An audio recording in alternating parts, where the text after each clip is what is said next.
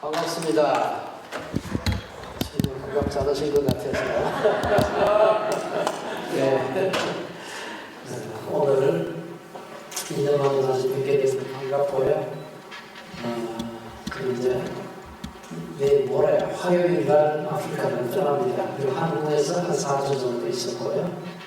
그리고 여기 와서 지금 한 2주 정도 있었습니다.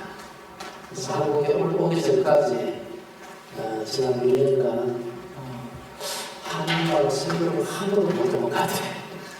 찬양으로 그럴까요? 네. 그래서 참 우리의 감정, 마음을 담아서 마음대로 설교하고 찬양할 수 있다는 것이 참 큰 은혜다 하는 생각을 해봅니다. 말씀대로 그 나라 제가 일하는 그곳은 제가 일하는 대학에서 일을 하다 보니까 그는 전혀 현지어가 필요치 않아 영어로만 하는 거기 때문에 그런데 예배 시간에는 동네 사람들이 나오기 때문에 사실은 그 나라 말로 해요. 그리고 또 물론 영어로도 이렇게 설교 통역을 하고 하는데 그 나라 말을 알아듣기가 굉장히 어렵습니다. 그리고 제 아내가 굉장히 열심히 공부를 하는데도 아직도 보니까 잘 못하는 것 같아요. 제가 보니까 말이 아주 굉장히 원시적이라 분화되지 않고 해가지고 제 아내가 열심히 문법 공부를 하고 선교사들을 위한 문법책 만든다고 지금 열심히 하고 있는데 쉽지는 않을 것 같아요. 오늘 뭐 저희 사실 작년에 말씀드린 내용하고 또 부분적으로 겹치기도 하지만 그곳에서 이루어지고 있는 얘기들을 함께 좀 나누고 지난 1년 이상 저희 마음속에 선교지에 있는 사람으로서 제목이 약간 좀 유행과 비슷한 사랑은 영원한 것 이렇게 하니까 좀 그런 느낌이 나지만 제 마음속에 제가 사랑은 영원한 것 하니까 그 영원한 사랑을 얼마나 우리가 열심히 해야 될까 싶지만 무지하게 어렵습니다. 그게 선교제가 뭐 불쌍한 사람들이 무지하게 많아요. 얼마나 사랑하고 긍휼히 여기기가 좋겠어요. 근데 그렇게 긍휼히 여길만 하지 않은 행동을 할 때가 아주 많습니다. 그때처럼 뭐 속이 뒤집어질 때가 많죠.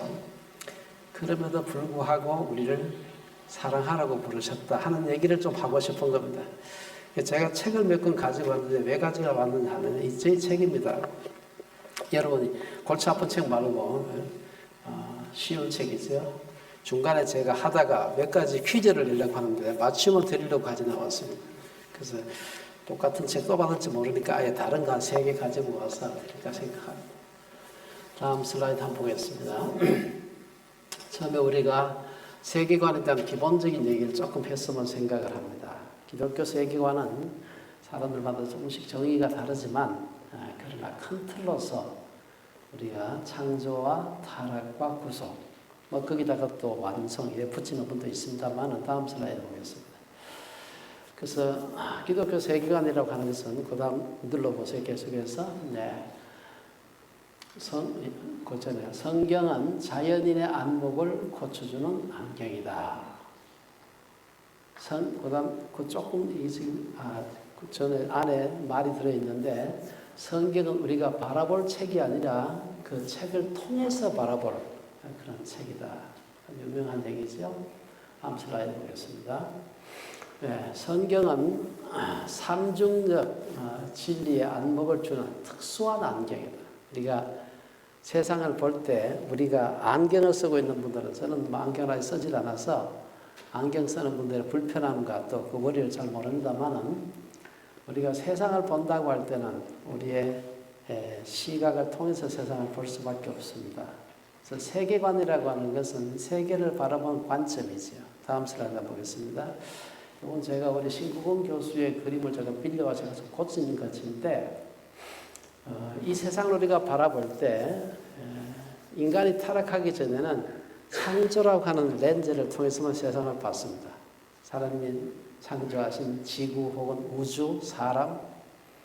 근데 이게 이제 타락이라는 사건을 통해서 원래 하나님께서 만드신 세계를 그냥 보지 않고 조금씩 말하면 빼딱하게 보기 시작했습니다. 프리즘이라고 해서 원래 빛을 굴절시키는 역할을 하잖아요. 그냥 빼딱하게 굽었어요.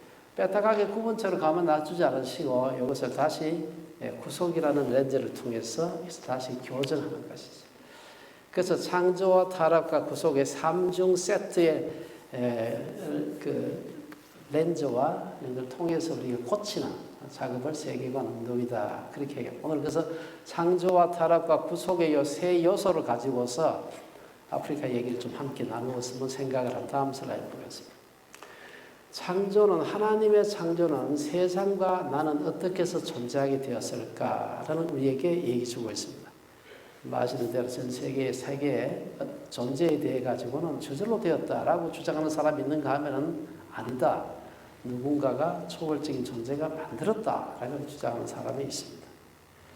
어떤 사람은 저절로 존재한 것도 하나님 만든 것도 아니고 진화라는 방법을 통해서 이 세상을 하나님이 만들었다. 희한한 또 회색 이론을 얘기하는 사람도 있습니다만은 크게 나누면은 하나님이 창조하셨다 혹은 저절로 되었다. 자연 내적인 동인에 의해 가지고 세상이 저절로 존재하게 됐다.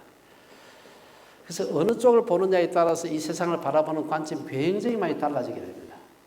두 번째 한번 보겠습니다. 그런데 사람들이 타락하게 되었어요. 잘 아시는 대로 창세기 3장에 보면은 인간의 타락 사건이 나옵니다. 하나님께서 보시기에 좋도록 완전하게, 보시기에 심히 좋도록 창조한 세계였는데 오늘날 우리 주변을 보면 굉장히 많은 악과 부정, 부패가 있죠. 왜 그래 되었을까? 하나님이 그 악을 창조하시지 않았다고 한다면 틀림없이 보시기에 좋도록 만든 이 세상을 무언가가 이것을 왜곡시켰던 사건이 있었을 것이다. 성경은 그것을 타락이라고 얘기합니다. 그래서 창조의 원리를 거스른 인간의 타락 사건, 잘 아는 선악과 사건. 다음 슬라이드 보겠습니다. 그러나 그렇게 타락한 채로 놔두지 않으시고 하나님께서 우리를 혹은 하나님의 피조 세계를 구원하시기로 작정하시고 창세기 3장 후반부터 보면은 하나님의 창조의 구속의 사역이 시작이 되고 그것이 예수 그리스도를 통해서 그 정점에 이르게 되고 결국은 요한계시록 22장까지 이르는 긴 스토리가 하나님의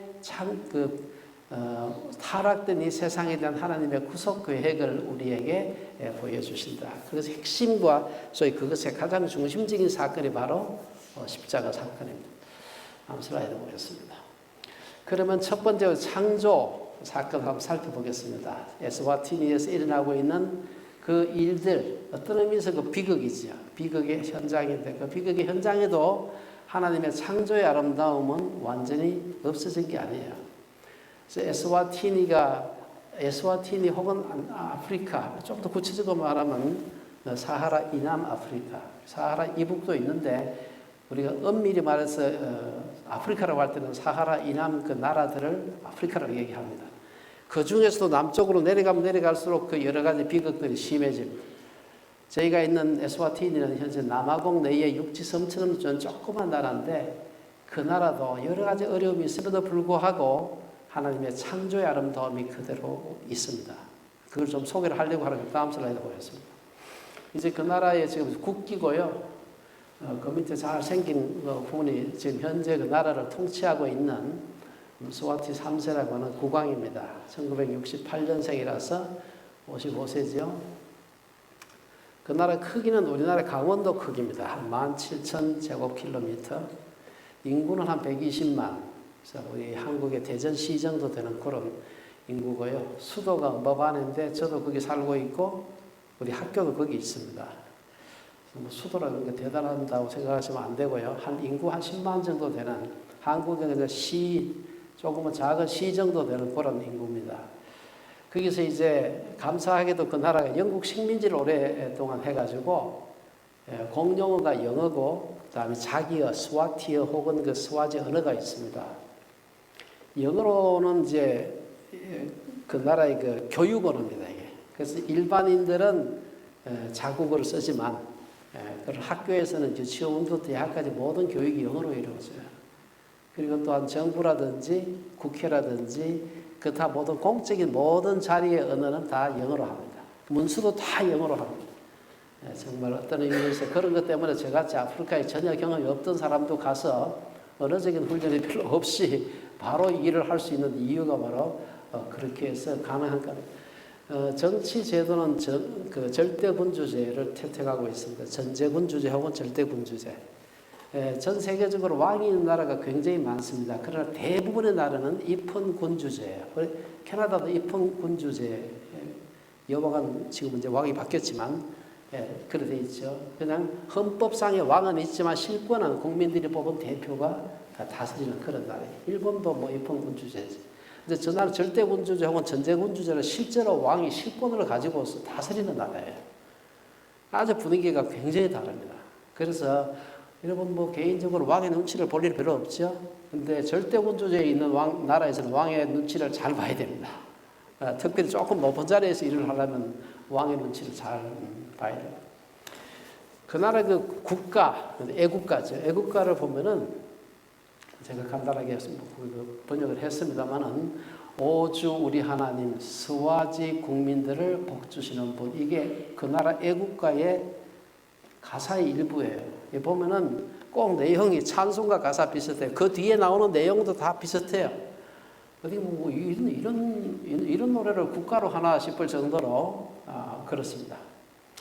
그만큼 그 나라가 기독교가 아주 강한 기독교적인 그런 적어도 외형적인 어떤 형식 종교로서는 기독교가 지배적인 그런 나라입니다. 1968년 영국에서 독립했고요. 2018년 영국에 독립한 지 50년이 되는 그 해에 나라 이름을 스와질랜드라는 나라에서 지금 현재 에스와틴이라는 이름을 바꾸었습니다. 뜻은 똑같아요. 스와질랜드, 스와지 사람들의 땅. 근데 랜드는 영어고 스와지하는 자기만의 기분이 나쁜 거 완전 독립하자. 그래가지고 에스와티니, 스와티니의 스와지 사람들의 땅에 붙여가지고 뜻은 같아요. 같은데 이제 진짜 완전한 스와지어로 된 국명을 갖겠다 해서 2018년에 확 바꿔가지고 아직까지도 많은 사람들이 스와티니는 좀 스와질랜드도 익숙한데 스와티니는 좀 익숙하지 않은 분들이 많아요. 그래서 지금도 에스와티니를 아는 분 손들어라 그러면 이전에 들어보신 분 손들어가 몇 분 안 돼요. 지금도 많은 사람이 스와질랜드로 알아듣고 있습니다. 우리나라하고는 남북한 다 수교를 하고 있고 우리가 먼저 했습니다만은 북한하고도 수교를 하고 있습니다. 근데 교민이 100명도 안 돼가지고 한 8, 90명 되는 거예요. 저도 정확한 숫자 모르는데 한 8, 90명 돼가지고 그 정도 교민 가지고는 대사관이나 영사관이 존재하기 힘들어요. 그러니까 저쪽에 모잠비크의 수도가 마부토인데 마부토에 한국 대사관을 두고 그 우리가 관할 지역이에요. 그래가지고 뭐 한국에 무슨 비자 받으려면 되게 불편합니다. 왜냐하면 그 남은 국경 넘어가가지고 국경 넘어가면 또 그 나라도 또 희한한 나라가 돼가지고 가기도 힘들어. 그래서 아주 어려운 그런 나라입니다. 한국 분들이 그래도 한 8, 90분 사는데 대부분 선교사들이고요. 그 와서 실제로 자기 비즈니스를 하는 분은 모르게 정확하지 모르지만 한 6, 7가정? 아마 한 20가정 정도는 선교사 가정인 것 같아요. 다음 슬라이드 보겠습니다. 위치가 잘 모르실 것 같아서 저 끝에 아프리카가 해골처럼 이렇게 생겼어요. 저 끝에 한 빨간색으로 이렇게 남아공하고 그 모잠비크 국경선에 남아공 쪽으로 톡 튀어나온 꼭 파리똥처럼 생긴 조그만 나라가 하나 있습니다. 이 나라가 에스와틴입니다. 그리고 이쪽 오른쪽에 보면 이게 나라 모양이 이렇게 꼭 동쪽을 바라보고 있는 꼭 사람 얼굴처럼 생긴 나라가 있는데 저게 한 에스와틴이고 한 17,000제곱킬로미터 정도 됩니다. 남아공은 한 5분의 4가 둘러싸여 있고 모잠비크가 한 5분의 1 정도 있습니다. 그래서 육지 내륙 국가가 돼서 바다가 없고 오른쪽에는 인도양이 있고 그 너머는 여러분 잘 아는 마다가스카르라고 하는 큰 섬이 있는 그런 나라입니다.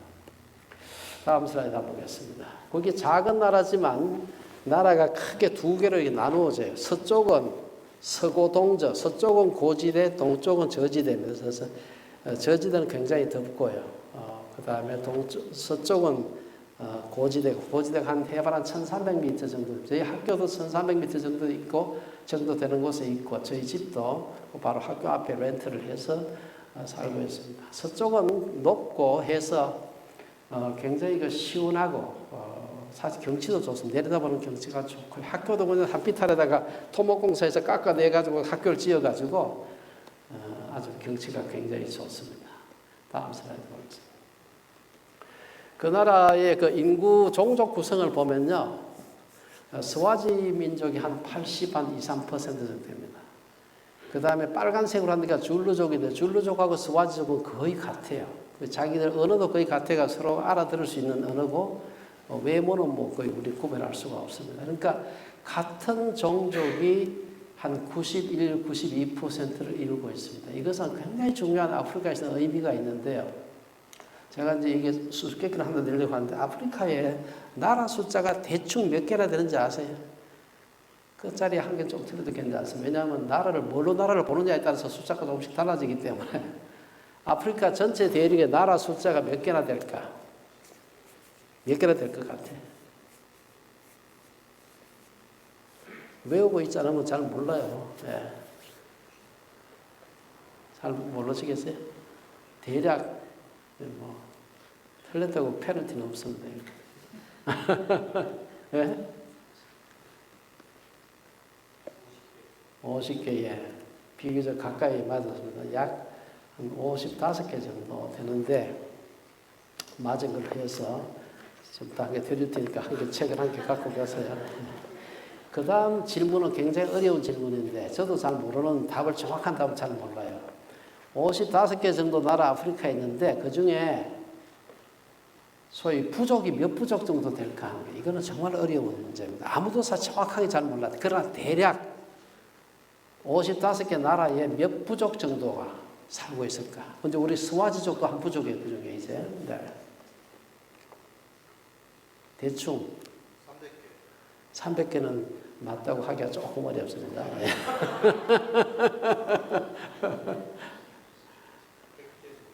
100개도 그보다 훨씬 많습니다. 네?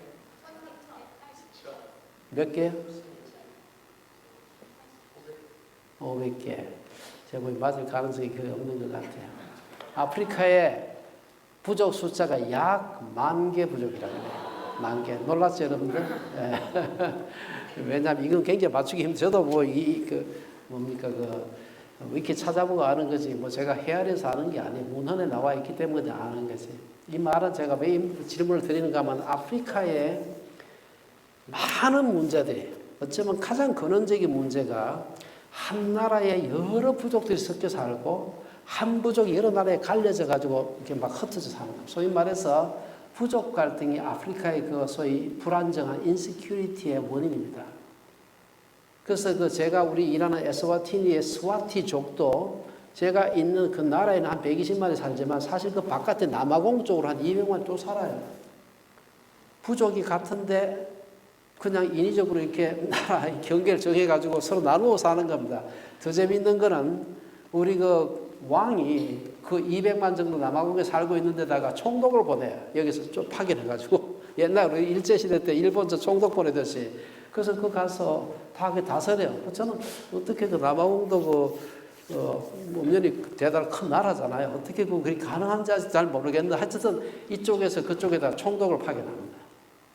그리고 우리 그 스와지, 지금 우리 그 에스와티니처럼 작은 나라가 거의 그 지배적으로 한 부족으로 이루어진 나라가 거의 없습니다. 몇 개 있긴 있는데 아주 소수예요. 대부분 다 5, 6개, 남아공 같은 데는 뭐 100개 막 이렇게 돼 있습니다. 그 나이지리아 같은 데는 몇백 개 부족으로 이루어져 있습니다. 여러분 지난번에 후투족, 투치족에서 르완다 사태도 들어보셨죠? 다 그 부족 간에 다 예수 잘 믿는 교회 나간 사람 80%, 70% 되는 그런 사람들끼리 싸우는 거예요. 아프리카의 비극입니다. 근데 스와지는 에스와티는 나라도 작은 데다가 거의 절대적으로 지배적으로 한 부족이 그 나라에 살고 있어가지고 부족 갈등이 아주 적어가지고 아프리카에서 보기 드물게 굉장히 안정된 나라입니다. 그러니까 뭐 여러 가지 남아공은 뭐 엄청나게 위험합니다. 세계에서 제일 위험한 공항이 우리가 늘 거쳐가는 요하네스버그입니다. 근데 저런 그 인구 구성 때문에 굉장히 그 비교적 안정된 그런 나라를 이루고 있습니다. 다음 슬라이드 보겠습니다. 교회 그 구성을 보게 되면은 기독교 이단이라고 할 수 있는 사이온 교회가 한 40% 정도 되고요. 천주교가 한 20%, 우리가 말하는 개신교가 30% 돼가지고 스스로 내가 기독교인이라고 주장하는 사람들이 약 90% 정도는 제 생각에는 아마 이 세상에 바티칸을 제외하고 기독교인 인구가 저렇게 많은 데는 퍼센테지로 제일 높은 나라는 아마 그 나라밖에 없지 않을까. 나머지 조그만 한 2% 정도는 모슬렘이 있고요. 그 외에 뭐 바하이라든지 뭐 이상한 종교들이 조금 있는데 하여튼 스스로 기독교인이라고 주장하는 사람이 90%가 되는 나라라고 생각하시면 돼요. 그렇기 때문에 뭐 저희 학교는 기독교 대학이니까 말할 것도 없고 국립대학 가도요. 저희 그 대학이 3개 있는데 국립대학 가도 다 시작할 때 기도로 시작하고요. 국회도 개원식 할 때 다 목사님 모시다 그 개회 설교하고 기도하고 시작하고 정부 모든 몸이 다 기도로 시작하는 너무 자연스러워요. 그런데 왜 그 나라가 그렇게 어려운 가운데 있을까? 다음 슬라이드 보겠습니다.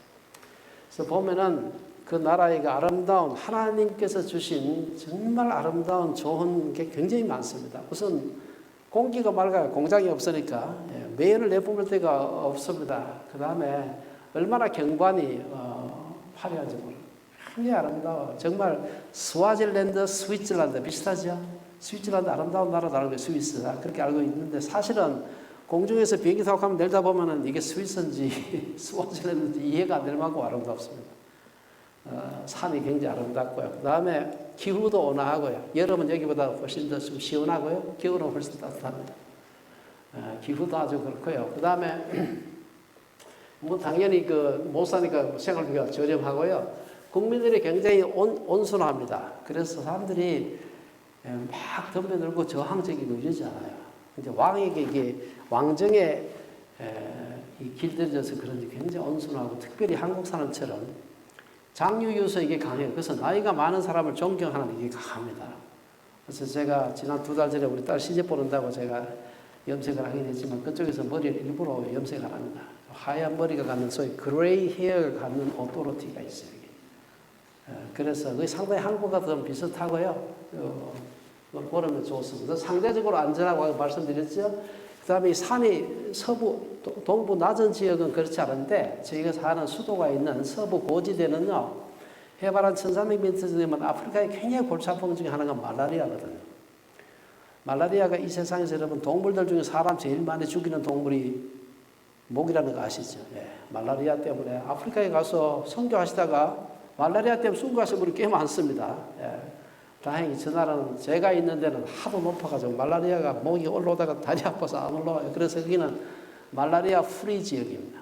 굉장히 특히 조금 연세가 드신 분이나 건강이 어려고 있는 분들은 이 말라리아가 전혀 없는 동네다. 아니면 잘 때마다 모기장 쳐야 되고 얼마나 골치 아픈지. 제가 그 밑에 지역을 좀 여행을 해본 적이 있는데 저녁에나 이때는 항상 그 모기한테 물리지 않더라고요. 어느 게 말라리아 모기인지 굉장히 알기 힘들어요. 그래서 굉장히 좋은 면이 있고요. 그 다음에 이제 우수한 초중등 교육. 그 다음에 이게 이제 영국 제도를 그대로 가지고 와서 전체 학문적인 수준은 낮지만 영국의 껍데기 제도를 그대로 가지고 있습니다. 그래서 굉장히 우수하고요. 그 다음에 나라가 한 120만 밖에 안 되고 우리 같으면 한 시 정도밖에 안 되니까 최고 지도자들하고 비교적 가깝게 이렇게 얘기를 할 수가 있어요. 남아공이라든지 뭐 5,600만 되는 데 같으면 사실 장관 한번 만나려면 굉장히 어려워요. 근데 여기는 조그마니까 이제 그런 면에서 편해요. 뭐 중요한 물품을 들어가야 되는데 뭐 판매하는 게 아니고 도와주기 위해서 가져가는데 계속 그 세금 땡기고 이러면 힘들거든요. 근데 감사하게도 그 면세해 주세요. 그건 파는 게 아니다. 우리가 그냥 구호하기 위한 거다. 그러면 그거 믿어주고요. 또 사실 그렇게 하고 있습니다. 그런 좋은 점들이 있고요. 그 다음에 선교사 비자를 발급해주는 몇 안 되는 아프리카 나라 중에 하나입니다. 아프리카에 선교사는 옛날 같으면 아프리카 선교사 간다면 다 웰컴은 지금 그렇지 않습니다. 남아공도 선교사 비자 아예 주질 않아요. 모잠비크는 아예 안 줍니다. 그 주변 나라들 안 줘요. 그래가지고 이 에스와티니에 와서 선교사 비자 받아가지고 일은 딴 데 가서 하는 분들이 꽤 있습니다. 왜냐하면 나라가 작아가지고 한 1시간 30분 가면 모잠비크고 한 30분 가면 남아공이고 이래가지고 그런 면에서 굉장히 선교사라고 공식적으로 그 비자를 줘요. 참 많지 않은 나라 중에 하나고요. 그 다음에 아까 말씀드린 대로 영어만으로 불편 없이 살 수 있고 모든 시내 간판은 다 영어로 표기. 자국어 알파벳이 없어요. 자국어도 다 영어 알파벳을 표기를 해가지고 영어 알파벳을 다 읽을 수 있잖아요. 간판 같은 거 길표시 다 읽을 수 있습니다. 그리고 이 교육 언어가 영어가 돼가지고 어지간하게 한 고등학교만 졸업하면 다 그 두 언어가 상당히 능합니다. 그래서 보통 대화는 다 되고요. 교회 내에서도 몇 차 안 되는데도 아주 유창하게 바이링구얼로 이렇게 번역할 수 있는, 통역할 수 있는 사람들이 어느 교회나 다 있습니다. 참 큰 자원입니다. 유창하죠. 그 다음에 제가 하나 집어넣었습니다만은 칸이 하나 남아가지고 거기가 나라는 작은데 굉장히 중요한 선교적인 가치가 있어요. 왜냐하면은 이렇게 아프리카 이렇게 돼 있으면 요 밑에 남부에 16개 나라가 SADC 남부 아프리카 개발 공동체라는 걸 만들어요. SS Southern Africa Development Community라는 걸 만들고 있어요. 그 인구가 3억 8천입니다. 그 속에 포함된 나라가 16개 나라. 이 16개 나라는 마치 무역 자유지대처럼 왔다 갔다 하고요. 서로 취업하거나 이렇게 할 때 아주 쉽게 왔다 갔다 합니다. 한 나라처럼. 그래서 저는 저희가 그곳에서 의과대학이 잘 돼가지고 120만 뿐 아니라 남부아프리카의 그 SADC에 속한 나라들을 같이 섬겨보자는 그런 비전을 가지고 일을 하고 있습니다. 다음 슬라이드 보겠습니다. 자, 이렇게 아름다운 게 많은 하나님의 참 피조 세계의 아름다운 한 부분인데 이 나라의 안으로 들어가 보면 타락으로 인한 얼마나 골치 아픈 일들이 많은지 모릅니다. 다음 슬라이드 보겠습니다. 우선 이것은 그 나라의 그 연령 분포인데요. 중위 연령이라는 것이 있어요. 중위 연령. 메디안 에이지는 전체 인구를 갖다가 쫙 펼쳐나가고 중간, 인구 숫자로 봐 중간에 된 나이가 20.7세예요. 이 얼마나 여러분 젊은 나라인지 모릅니다. 한국은 아마 한 45세 정도 될 겁니다. 그러면은 이것이 갖는 의미가 두 가지예요. 하나는 노인들은 다 죽었다는 얘기고 밑에 애들은 무지하게 많은 난다. 이 두 가지 극단이에요. 이 말은 이 사람들이 얼마나 평균 수명이 짧은지, 그 다음에 아이들은 뭐 대책 없이 얼마나 많이 낳는지 이 두 가지를 보여주는 겁니다. 다음 슬라이드 보겠습니다.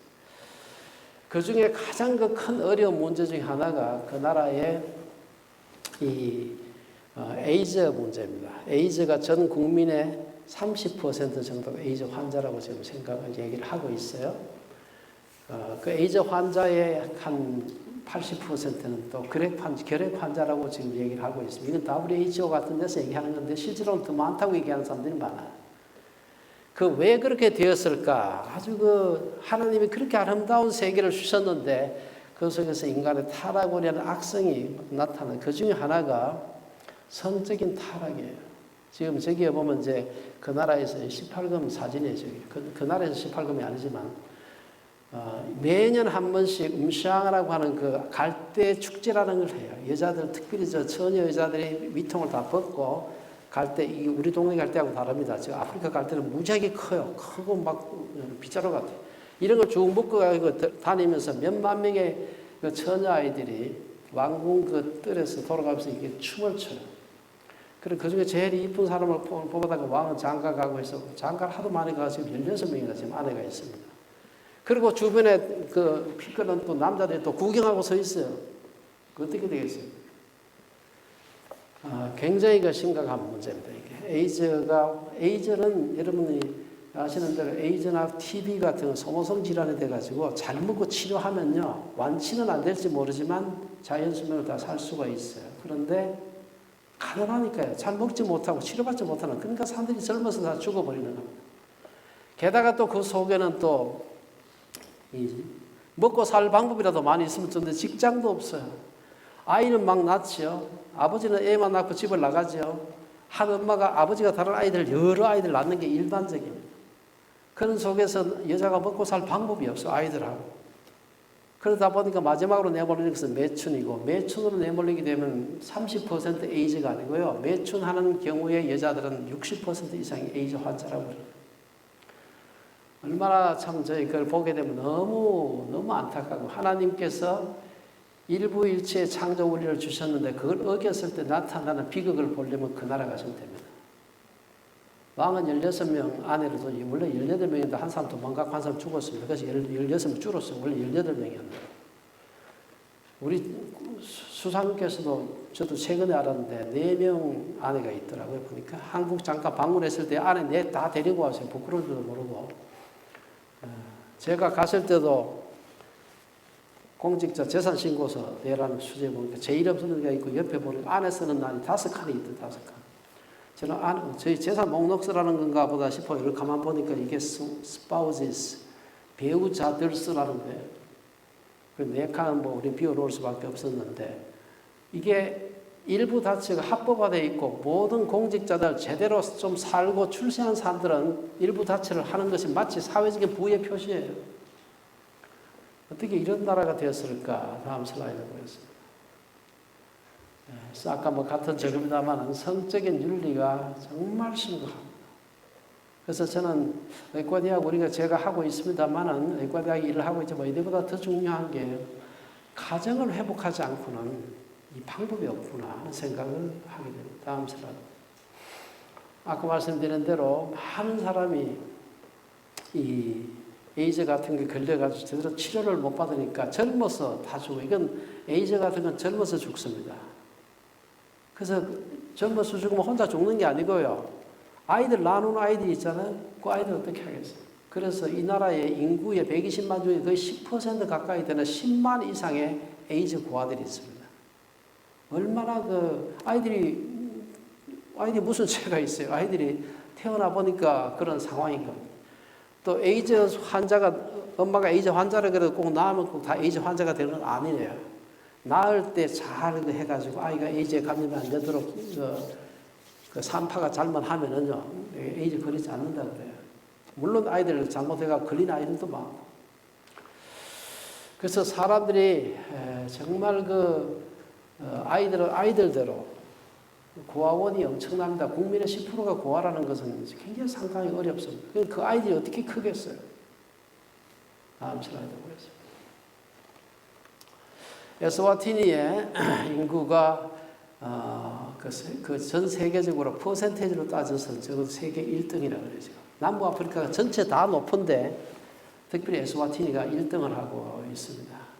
그래서 정말 게다가 또 그 대부분의 또 한 80% 에이즈 환자가 또 혈액 환자라고 그러죠.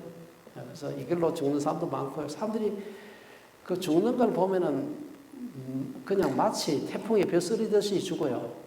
나이가 들어서 꼭 죽는 게 아닙니다. 그 나라에 제가 이제 60대 후반인데 제 나이 된 사람 만나보기 쉽지 않습니다. 동네에. 다 젊어서 죽으니까요. 그래서 뭐 20대도 죽고 30대도 죽고. 다음 슬라이드 보겠습니다. 한국인들의 평균 기대 수명은 현재 우리나라가 남자가 한 80세가 조금 넘는 걸로 알고 있고 여자가 86점 몇 세 되는 평균 내면 한 80, 한 3, 4세 되는 걸로 제가 알고 있는데 그 나라는 지표상으로는 60세 정도 된다 그래요. 근데 60세가 보니까 60세가 안 되고 50, 한 5세는 될까? 그러니까 너무나 일찍 너무나 많이 죽습니다. 다음 슬라이드. 어떻게 해서 에스와티니에 이런 일이 일어날까 하는 것을 좀 생각해 볼 필요가 있습니다. 아까 말씀드린 대로 그 나라 애국가는 마치 찬송가 가사 같아요. 실제로 그렇습니다. 국민의 90%가 스스로 자기를 기독교인이라고 하는 나라입니다. 그런데 어떻게 해서 30%의 에이즈 환자가 있을까? 공식적으로 선교사 비자를 주는 착한 나라입니다. 그렇죠?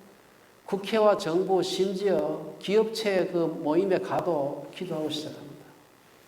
너무 자연스러워요.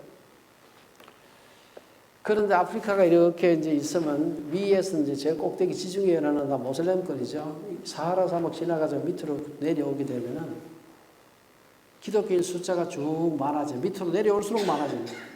밑으로 내려올수록 에이즈 환자가 많아져요. 이게 왜 그럴까? 왜 그런데 그 예수를 믿는다고 하는 그 나라의 지도자들은 일부 다처를 채택하고 있습니다. 왕도 제가 직접 물어본 건 아니고 누가 물어보니까 왕도 왜 일부 다처를 하느냐 하니까 솔로몬을 봐라. 난 솔로몬보다 아직도 아내가 훨씬 적다. 이런 얘기를 했다고 그러더라고요. 구약에 많은 사람이 일부 다처하고 있다는 있으니 나도 아무 문제가 없다는 거예요. 저는 아직도 가서 현지인들로부터 일부 다처의 문제를 얘기하는 현지인들로부터 얘기를 한 번도 듣지 못했어요. 우리가 선교사들은 생각할 때 이건 말이 안 된다. 하나님 창조 원리가 일부일처인데 우리끼리 하는 얘기죠. 그 사람들은 일부 다처가 정말 큰 문제다. 또 예를 들어서 또 결혼할 때 아내를 돈 주고 사와야 되잖아요. 소 15마리 값 주고 사와야 됩니다. 아내를 사와야 돼요. 이것이 갖는 문제가 얼마나 많은지. 다 그 돈 사올 만한 돈 있는 사람이야 좋겠지만 그런 사람은 별로 안 돼요. 왜냐하면 한 아내를 사오는데 드는 돈이 거의 소 15마리 정도 줘야 돼. 우리 돈으로 1,000만 원이 넘어요. 그렇게 1,000만 원 같으면 한국 사람에게도 많은 돈인데 그 가난한 나라에서 한국의 1인당 GDP 10분의 1밖에 안 되는 나라면 그 나라에서 소 15마리 값 주고 1,000만 원 주고 아내를 데리고 오시는 사람은 아주 소수입니다. 그러다 보니까 결혼할 때는 결혼은 해야 되지. 성욕은 그대로 있죠. 결혼 바깥에서 태어나는 아이들이 너무 많은 거예요. 결혼해도 낳고 안 낳고 중학생도 낳고 고등학생도 낳고 대학생도 낳고 막 낳아요 그냥. 애들이 제대로 자라겠습니까? 다음 슬라이드. 우리 가정이라는 것이 만들어지려면 성경에 있는 대로 이렇게 가정이라고 하는 엄마 아빠가 있고 그 결혼이라고 하는 또 리글한 그런 법적인 구속력을 가진 결혼이 있고 그리고 그 밑에 자녀들이 자라야 아이들이 건강하게 자라는데 가정이 없는 겁니다. 뭐 그냥 장박이 다 무너져 버렸어요. 그래서 거기서 아이들이 건강하게 자라기가 굉장히 어렵고요. 이런 것은 그 유스 젊은 청년들의 그 자살률이 뭐 세계 탑 수준에 있는 것하고는 무관하지는 않은 것 같아요. 다음 슬라이드 보겠습니다. 가정이 깨어진 것, 이것이 그 나라의 가장 큰 문제 중에 하나고요. 하나님이 아름답게 창조한 이 세계, 그리고 아름다운 그 나라입니다. 사실 여러분 보시면 아프리카가 없는 게 없어요. 넓은 땅 있죠. 자원이 엄청나게 많습니다. 인구도 굉장히 많습니다. 아름답고 그렇게 다 좋은데 그 왜 그렇게 아름다운 대륙이 그렇게 그야말로 암흑의 대륙이 되었습니까? 인간의 타락 때문에. 다음 슬라이드 보겠습니다. 이 가정의 문제, 특별히 그 가정의 해체라는 말도 이상해. 해체라는 게 가정이 만들어지고 난 뒤에 해체돼야 되지. 가정이 만들어지지 않은 채로 그냥 없는 것입니다.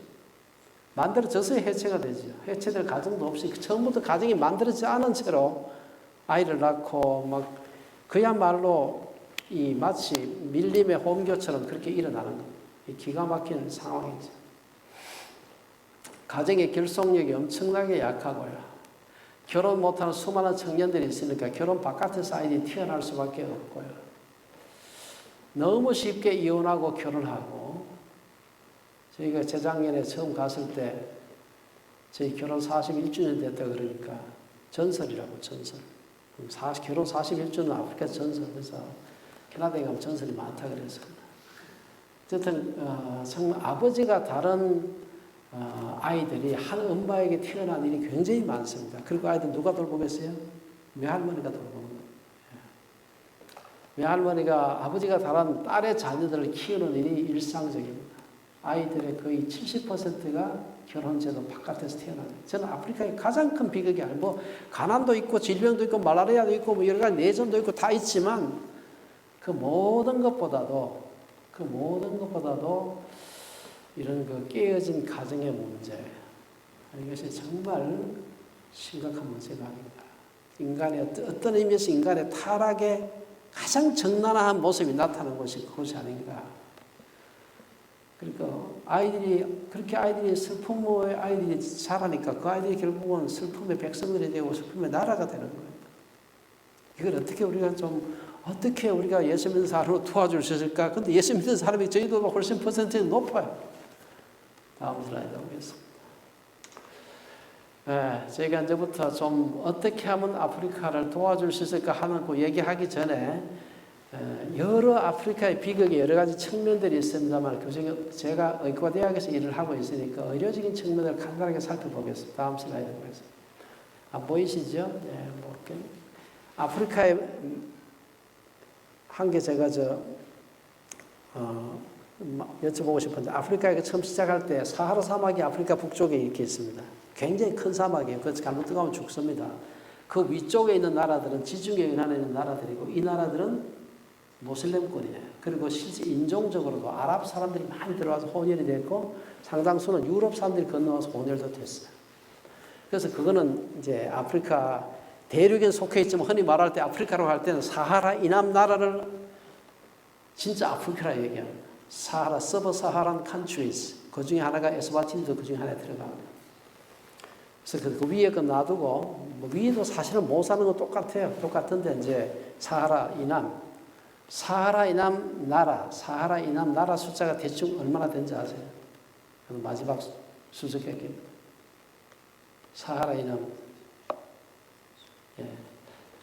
맞추기 힘들어요. 예. 전체 55개국 중에서 사람에 따라 조금 다른데 어떤 사람은 46개. 왜냐하면 사하라 사막이 하도 넓어가지고 이거 사하라 사막에 속한 그 위에 있느냐 아래에 있느냐 구분하기가 좀 어렵습니다. 그래서 많이 볼 때는 48개 나라, 적게 볼 때는 46개 나라가 서브사하란 컨트리에 속합니다. 그 나라들의 의과대학 숫자를 지금 얘기를 하고 있는데 그 나라들 중에서 의과대학이 하나도 없는 나라가 저희가 있는 그 나라 에스와틴이라는 그 나라하고 옆에 레소토라고 또 다른 나라 하나 있습니다. 그 두 나라가 의과대학이 딴 데는 적어도 한 개는 있어요. 그 의사를 못 키우니까 어떻게 하겠어요? 바깥에서 사람들이 들어와서 돈 벌어 들어오는 겁니다. 돈 벌어 들어오는 의사들 의사 면허는 받아서 들어오는데 그 자기 나라에서 돈 잘 벌 수 있는 의사가 왜 거기 오겠어요? 오갈 데 없는 사람이 올 수밖에 없는 겁니다. 그러니까 의사 숫자도 적지만 의사들 퀄리티도 심각한 문제예요. 다음 슬라이드 보겠습니다. 국가별 나라마다 1000명당 의사 숫자가 그 나라의 보건의료 상황을 이해하는 데 굉장히 중요한 지표가 됩니다. 한국이 약 한 2.23명 정도라고 얘기를 해요. 인구 1000명당입니다. 그런데 현재 에스와티니는 0.15명이라고 얘기합니다. 그러니까 일단 절대 숫자 말할 것도 없어요. 왜냐하면 한국은 5,200만이 되고 여기 120만 밖에 안 되니까 말할 것도 없고 의사의 밀도를 얘기할 때 밀도가 한국이 한 15분의 1밖에 안 됩니다. 그러니까 얼마나 의사가 적은지 의사 숫자뿐 아니고 의사들의 퀄리티가 너무 낮아가지고 그게 심각한 문제입니다. 그래서 뭐 의사라고 면허 그냥 가지고 있는 MD라고 해서 다 메디컬 닥터가 아니에요. 뭐 그냥 외과 의사라고 하면서도 배 갈아 넣으면 꾸밀지도 모른다는 사람이 뭐 많다 그러잖아요. 이래 되니까 사람들이 병 걸리면 다 죽는다는 것이 당연히 이렇게 그냥 병 걸리면 죽는 거 조금 심각한 거 그냥 뭐 어디 뭐 좀 배고 이런 거 말고 좀 심각한 질병 걸렸다고 하면 다 죽는다 생각해요. 특히 암 같은 거 걸리게 되면요. 암 같은 건 아시겠지만 초기에 진단해서 치료하면 거의 100% 다 낫습니다. 그러나 아무리 암이 시작된 줄 알지만 이 자체를 수술 안 하고 놔두면 결국은 이게 3기, 4기 결국은 전이 되고 해서 다 죽는 것입니다.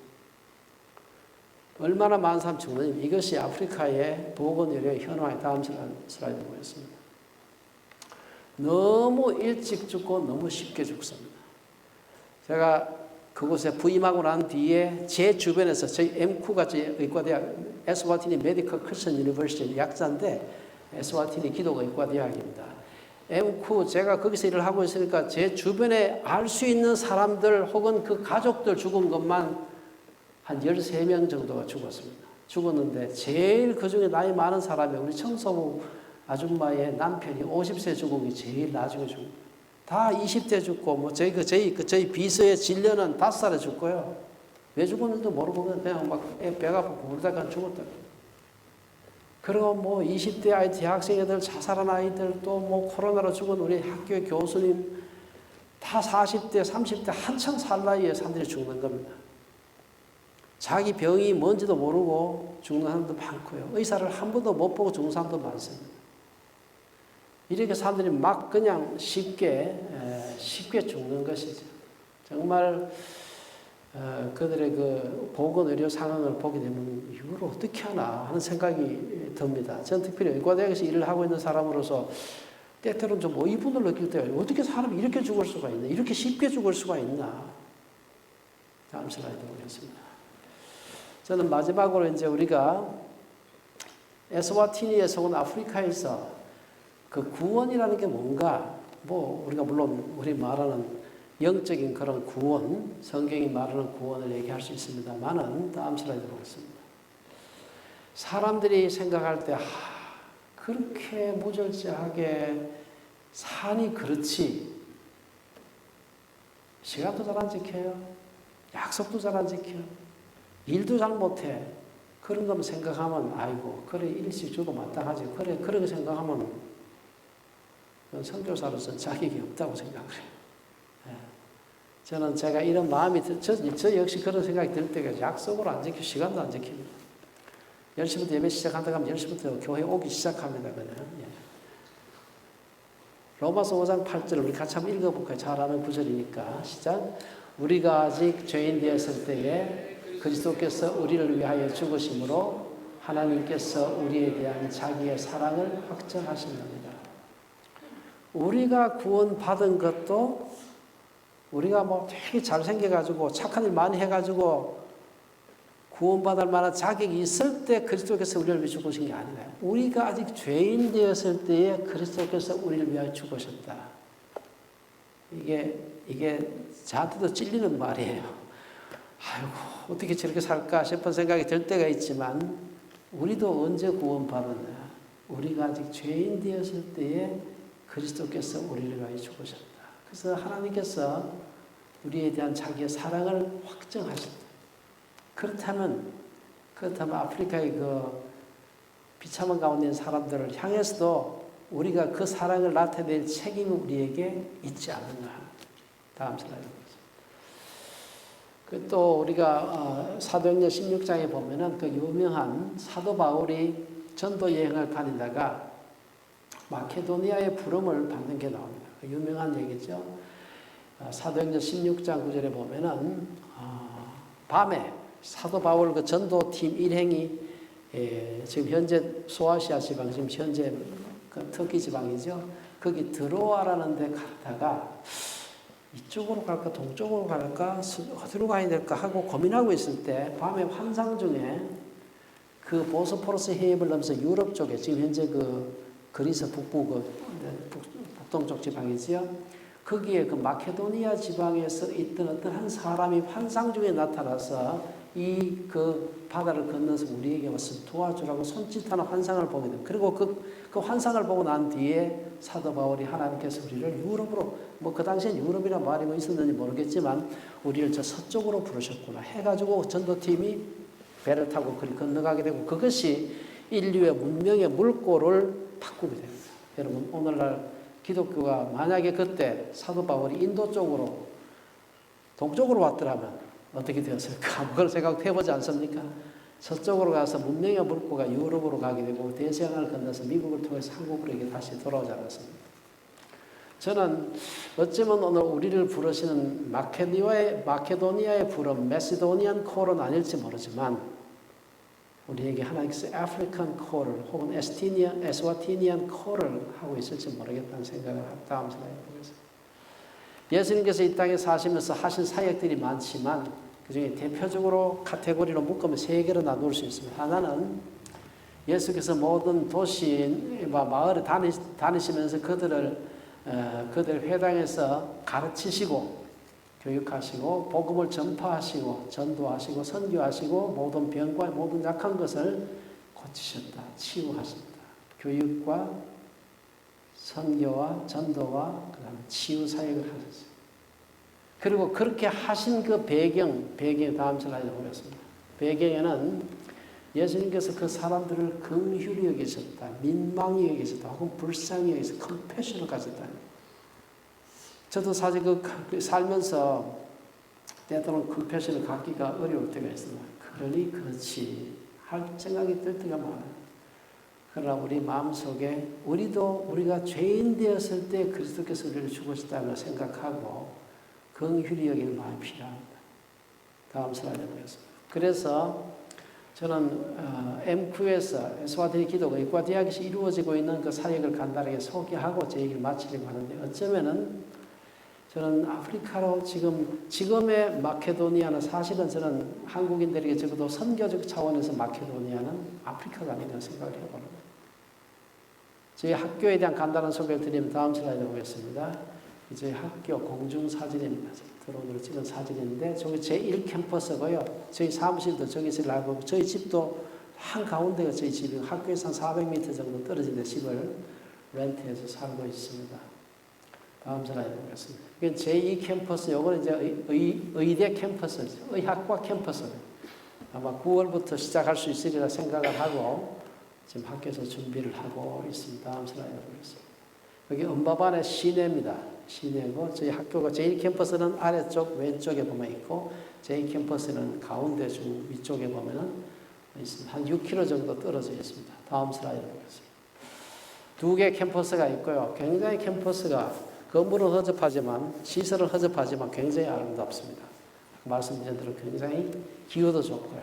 현재 7개의 학과가 운영되고 있고요. 주로 이제 보건의료와 관련된 그 학과가 주를 이루고 있습니다. 아마 금년에 만약에 의과대학이 시작되면 의학과가 시작되면 8개 학과가 되지 않을까. 현재 57명의 교직원들하고 총 교수들 57명하고 전체 교직원 다 합쳐서 130명 정도, 학생들이 한 960명 정도 재학을 하고 있습니다. 의학과가 시작되면 아마 한 1000명이 조금 넘어가리라고 생각을 하고요. 다음 슬라이드 보겠습니다.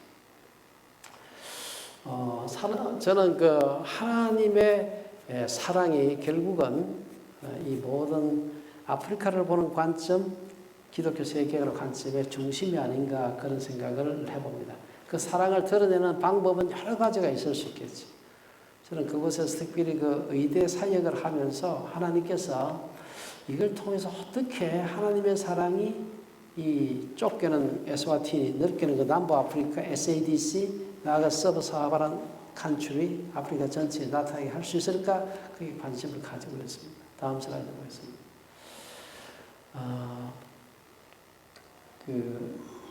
우리가 잘 아는 그 고린도전서 13장에 보면은 우리가 잘 아는 사랑의 장이죠. 우리가 그들을 어떻게 도울 수 있을까 하는 생각을 할 필요가 있습니다. 꼭 뭐 경제적으로 돕는 게 아니고요. 관심을 갖는다는 자체가 사실 돕는 거예요. 많은 분들이 뭐 우리도 다 살면서 어렵잖아요. 렌트 내기도 힘들고 직장도 그게 잘 구하기 어려울 수도 있고 가정적으로 어려움이 있을 수도 있고 다 어려움이 있을 수 있지만 그 나라에 가서 제가 살면서 우리가 여기서 겪는 어려움은 그 사람들의 어려움하고는 비교가 좀 안 됩니다. 굉장히 어렵습니다. 그리고 우리가 여기 있을 때는 우리보다 더 잘 사는 사람도 많고 그래서 우리가 그렇게 잘 산다고 생각하지 않아요. 그래서 제가 한 가지 마지막으로 좀 수수께끼를 내고 싶은 게 있는데요. 서브사하란 칸츄리 숫자가 46개 정도 된다 그랬죠? 그 나라의 GDP, 총 국민 총생산 다 합치면은 대한민국하고 비슷합니다. 거의 같아요. 대충 거기 어느 정도, US 달러로 어느 정도 되는지 혹시 아세요? 서브사하라 46개 나라 다 합치면 거기 보면 남아프리카 공화국도 있어요. 한국보다 인구가 많습니다. 뭐 땅덩어리 큰 건 말할 것도 없고 나이지리아는 2억이 넘어요. 에티오피아는 1억 3천이 됩니다. 탄자니아, 케냐 다 큰 나라들이에요. 그런 나라가 46개인데 그 나라의 GDP 다 합치면은 남한보다 조금 작습니다. 이해가 됩니까? 그 46개 나라 땅덩어리 합치면 한국보다 200배가 넘어요. 인구로 따지면은요, 50배가 넘습니다. 그런 나라인데 그 나라의 총 GDP가 저도 물론 찾아봐서 아직 그냥 알기 어렵습니다. US 달러로 따져서 약간 1.8조 달러 정도, 1.8조 달러 정도. 한국이 그 정도 되고, 조금 더 많습니다. 46개 나라 합친 거하고, 그야말로 점 같은 우리 남한, 한국의 GDP가, 한국이 약간 더 많습니다, 오히려. 그만큼, 이번에 저도 한국에 가서 한 4주 정도 있다가 왔습니다만은, 어떤 의미 한국에 정말 하나님께서 퍼부어 주셨다. 물만 퍼부은 게 아니에요. 하나님께서 물질적으로 퍼부어 주셨다는 생각 안 할 수가 없어요. 근데 정말 우리가 하나님께서 우리를 부르신 부름이 있구나. 그래서 잘 살게 한 거죠. 우리끼리 잘 먹고 잘 살라고 한 게 아니에요. 그렇죠? 예, 그래서 우리에게 손 내미는 사람들이 있구나. 여러분 손 내미는 게 이제 그냥 손 내미는 거예요.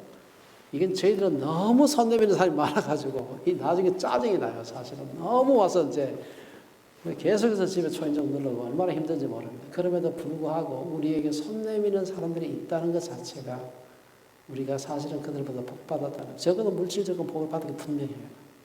우리의 가난의 개념은 그 사람들의 가난의 개념과 다릅니다.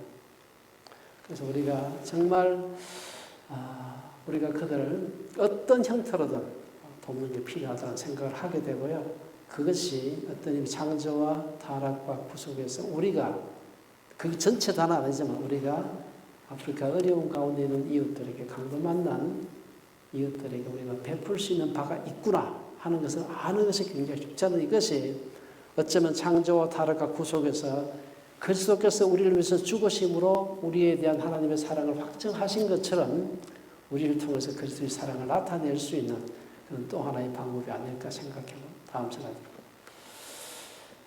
저는 그래서 아까 우리가 읽었습니다만 우리가 13장 8절 말씀 다 읽었습니다만 한 번 더 읽겠습니다. 시작. 예언도 패하고 방언도 거치고 지식도 패하지만 사랑은 영원하다. 예언도 패하고 방언도 거치고 지식도 패하지만 사랑은 영원하다. 저는 업이 학자로서 지식을 구하는 것이 제 업이었잖아요. 근데 그것도 사랑으로 구하지 않는 지식은 그건 굉장히 제한적입니다. 이 땅에 사는 동안 잠깐 먹고 사는 도구는 될 수 있을지 모르지만 절대로 영원하지 않습니다. 예언도 방언도 그렇다. 뭐가 영원할까? 이제 나이가 들면서 정말 영원한 것이 뭘까? 이 땅에 죽고 난 뒤에도 가치가 있는 것이 뭘까? 생각을 해보면서 사랑은 영원하다.